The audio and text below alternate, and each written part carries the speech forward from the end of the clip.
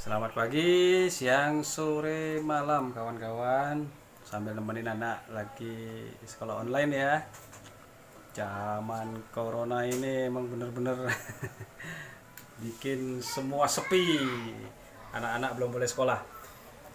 Oke, bahasan kali ini kita bahas cara merakit komputer, personal komputer, atau kalau orang bilang sering itu komputer jangkrik.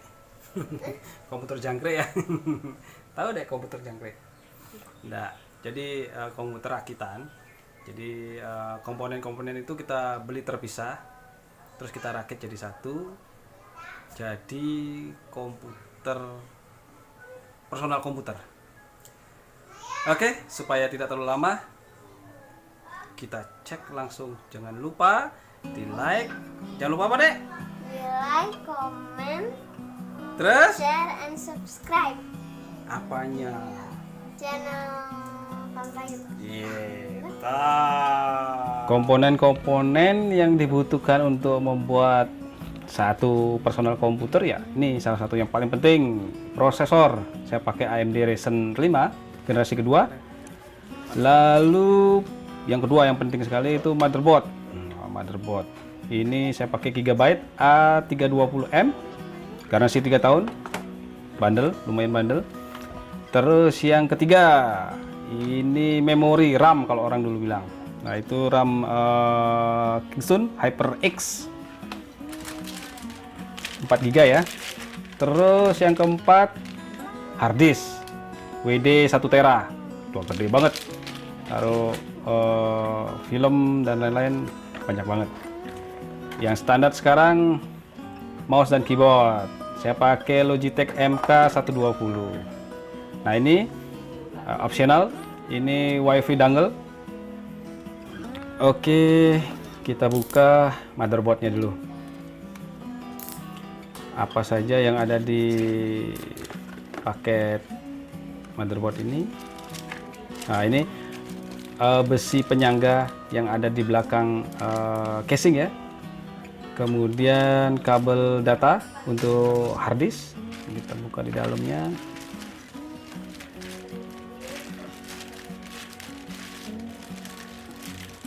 Gigabyte ini sudah cukup lengkap. Ininya apa namanya, speknya di dalam sudah ada audio, mic, USB-nya 4, kemudian memori internal. Nah ini Gigabyte seri ini khusus untuk AMD ya.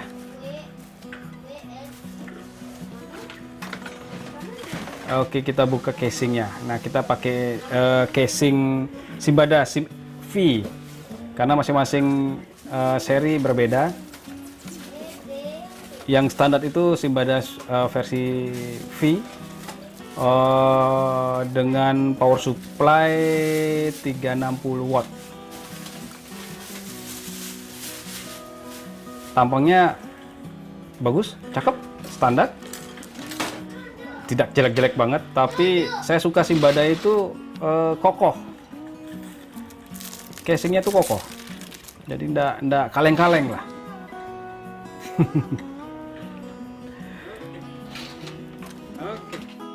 Mulai dengan membuka casing ya. Jangan bilang nggak bisa buka casing, ini pekerjaan yang sangat sederhana. Kemudian cek kabel-kabelnya. Di dalam ada kabel-kabel power yang sudah nyambung langsung ke power supply. Nantinya kabel-kabel power ini kita sambungkan ke motherboard supaya catu daya ke motherboard bisa terpenuhi. Nah, kemudian penyangga motherboard yang ada di belakang casing kita pasang supaya casing itu tidak lari kemana-mana. Jadi sudah dibuat sedemikian rupa sama pabrikan sehingga motherboard itu flipnya langsung pas di casing. Next kita buka prosesor. Prosesor ini sangat sensitif. Hati-hati dengan pin-pinnya karena pin-pinnya itu sangat sangat rentan. Tidak boleh dipegang langsung dengan tangan. Kenapa? Karena bisa mengakibatkan short. Kalau short tidak berguna, rusak. Walaupun garansi, pabrik belum tentu nerima. Kemudian bundlingnya itu biasanya dengan kipas. Nah, kipas ini standar ya. Kalau gamer dia minta yang lebih besar. Tapi ini karena yang biasa, kita pakai standarnya aja. Oke, kita pasang prosesornya. Nggak mungkin kebalik karena tempatnya sudah pasti tidak kebalik gitu ya. Gimana ngomong susah amat. Tempatnya pasti tidak kebalik dan jangan dipegang, pin-pinnya itu nggak boleh dipegang. Lalu dikaitkan kuncinya supaya tidak bergerak kemana-mana. Kemudian pasangkan kipas di atas prosesor sebagai pendingin. Biasanya masing-masing kipas berbeda. Nah, saat ini kipas dari AMD ini ada di balik motherboard. Jadi kita harus membuka dulu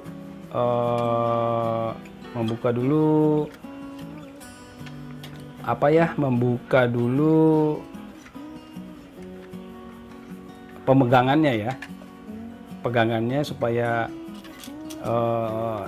lebih kokoh karena kipas itu terus bergerak.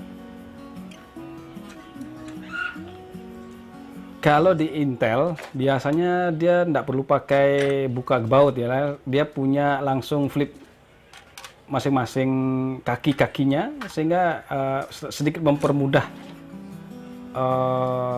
pemasangan dan pembukaan. Tapi kalau di AMD kita harus pakai sedikit baut walaupun sudah disiapkan. Ya, secara teknis ya sedikit ribet ya untuk teknisi ya. Tapi ya enggak masalah sih, enggak ada masalah. Yang penting kipas itu tercengkeram dengan baik, tidak bergerak-gerak, tidak goyang, sehingga tidak mengakibatkan pin-pin di prosesor di bawahnya rusak. Oke, sudah selesai. Sederhana sekali masangnya. Sekarang kita buat dudukan motherboard di casing.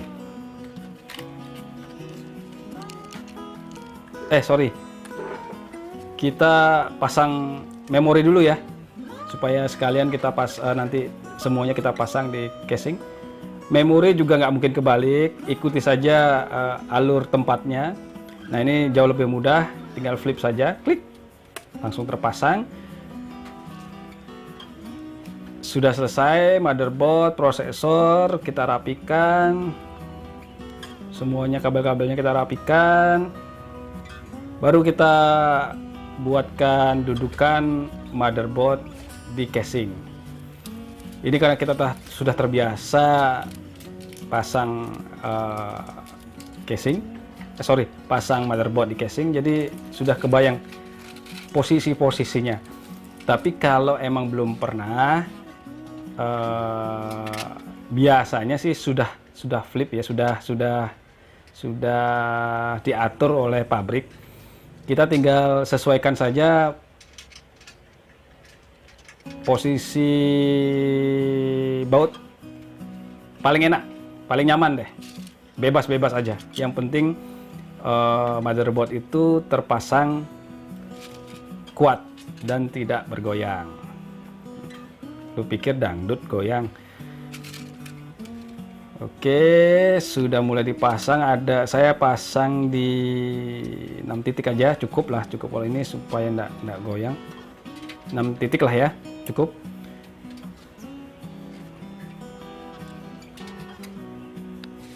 Lalu kita pasangkan motherboard ke casing. Biasanya pas karena sudah dibuat oleh pabrik.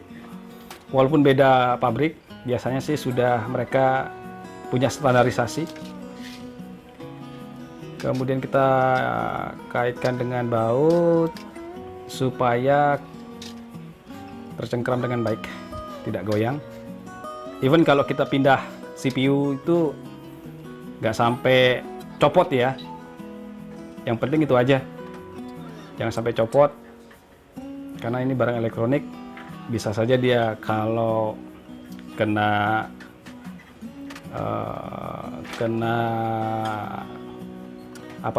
kena casing, dia bisa short, bisa rusak.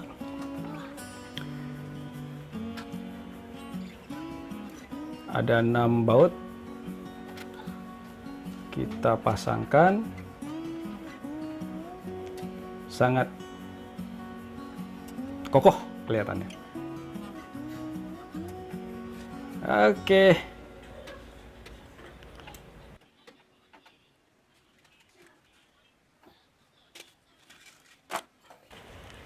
Oke, next kita pasang harddisk. Ini juga pabrikan sudah mempersiapkan tempatnya.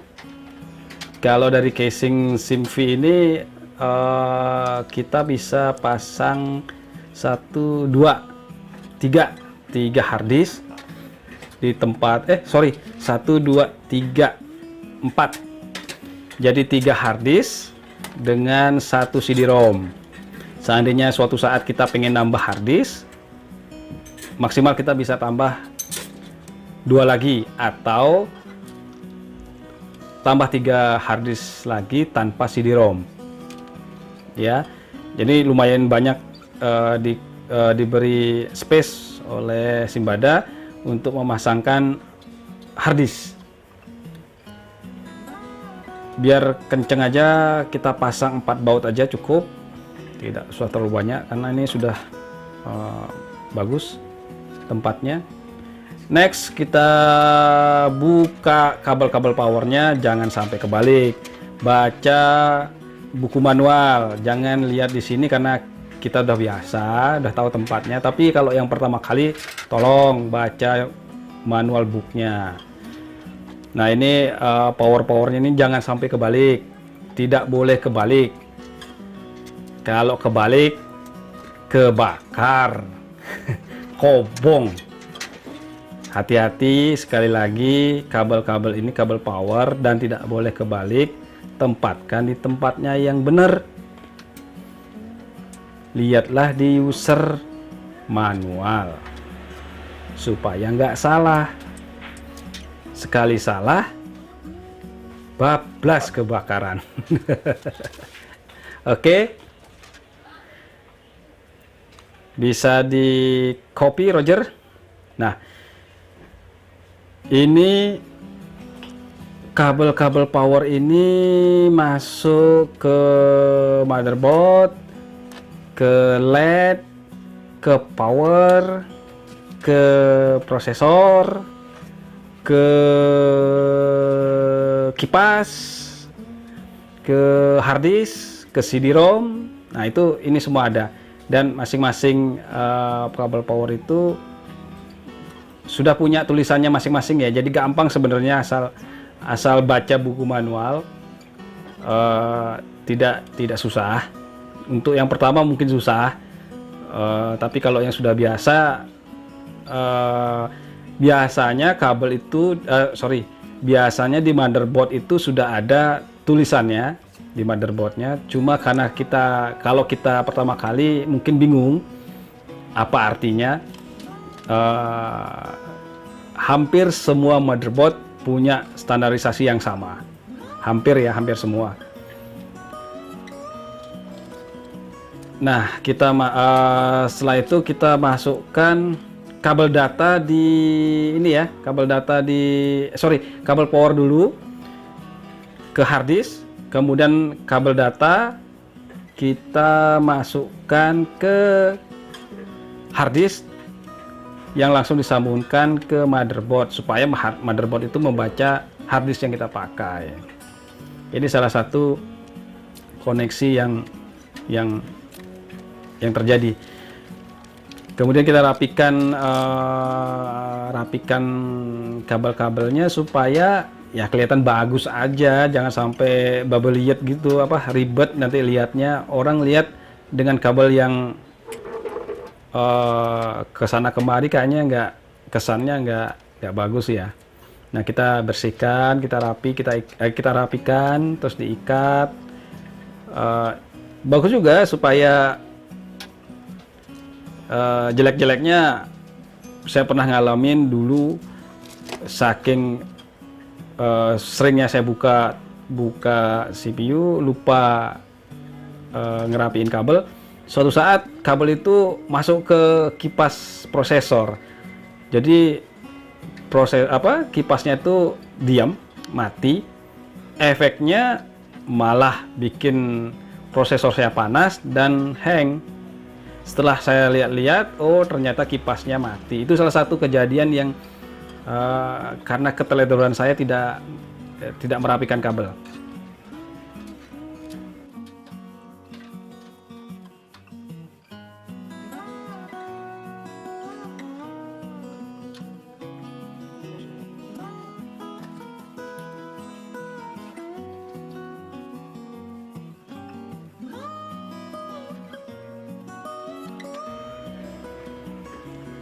Oke, sudah selesai. Kita tutup CPU-nya dan kita siap instalasi Windows.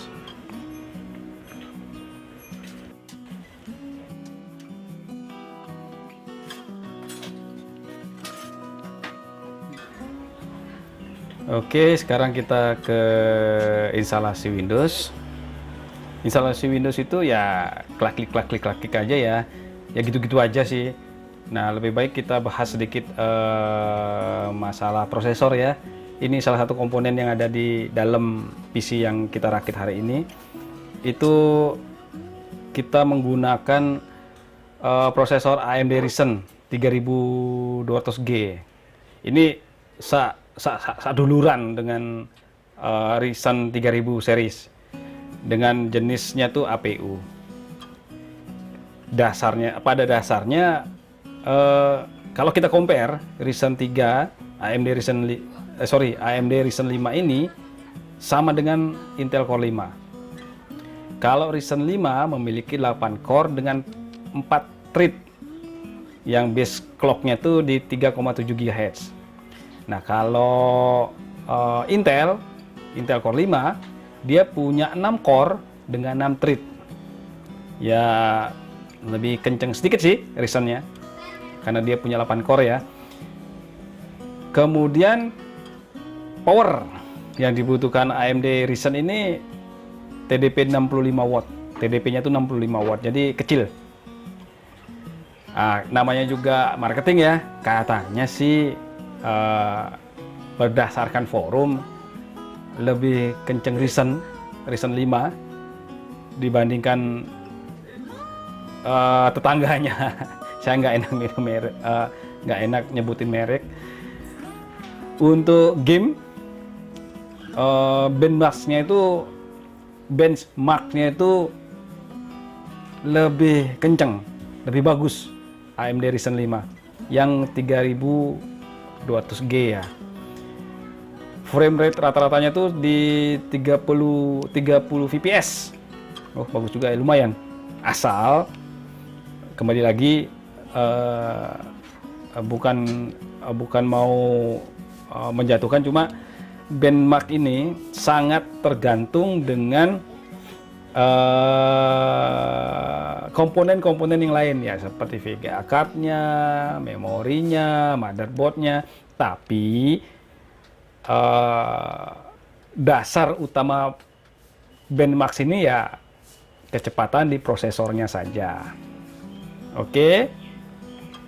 Next, kita bahas motherboard Gigabyte A320M ya.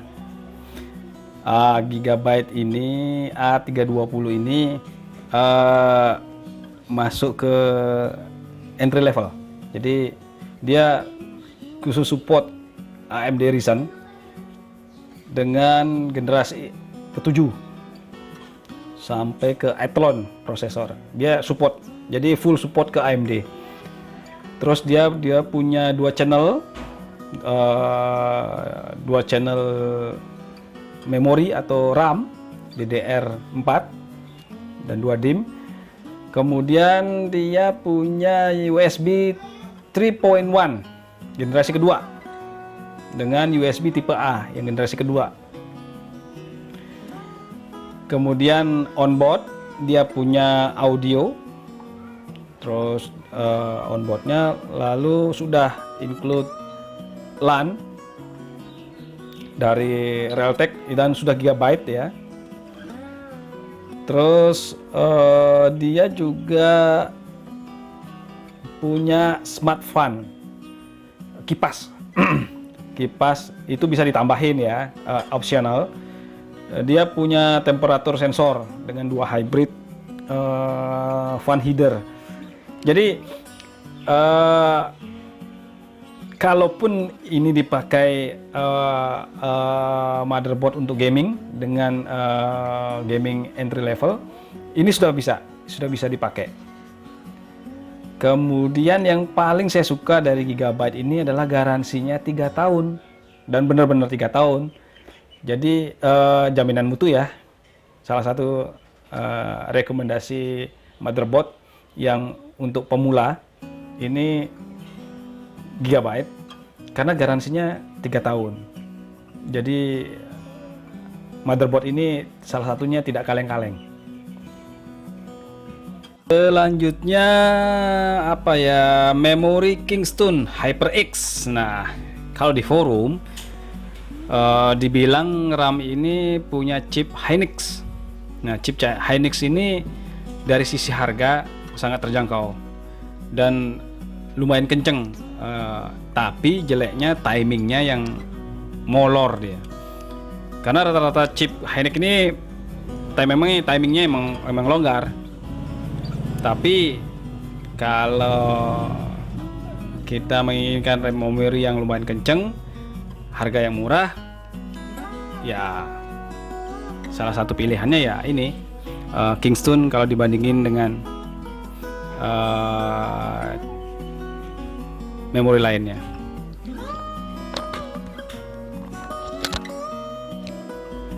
Oke kawan-kawan, rasanya sudah cukup cara merakit komputer yang cepat dan sederhana. Terima kasih sudah menonton. Jangan lupa di like, di komen, dan di share. Dan yang terpenting adalah di subscribe supaya Panbroid channel ini lebih berkembang dan lebih maju. Oke, selamat pagi, siang, sore, malam teman-teman. Terima kasih.